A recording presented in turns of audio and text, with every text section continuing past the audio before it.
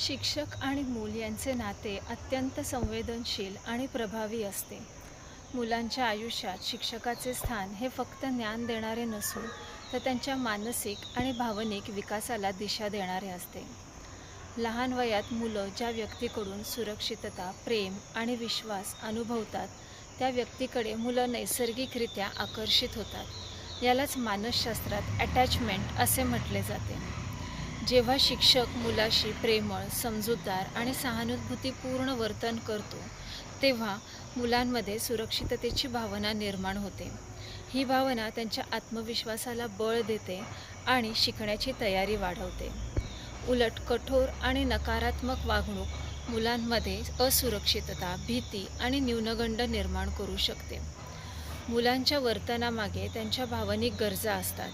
त्यामुळे शिक्षकांनी मुलांचे वर्तन समजून घेण्याचा प्रयत्न करणे आवश्यक आहे. त्यांच्या भावनांना योग्य प्रतिसाद देणे आणि सकारात्मक रिएन्फोर्समेंट देणे तितकेच आवश्यक आहे. प्रोत्साहन, कौतुक आणि योग्य मार्गदर्शन यामुळे मुलांचा आत्मविश्वास वाढतो आणि ते अधिक सक्रियपणे शिक्षणामध्ये सहभागी होतात. आजच्या पिढीतील मुलांना केवळ शैक्षणिक ज्ञान नव्हे तर भावनिक आधार, समजून घेणारी वृत्ती आणि योग्य मार्गदर्शन यांची जास्त गरज आहे.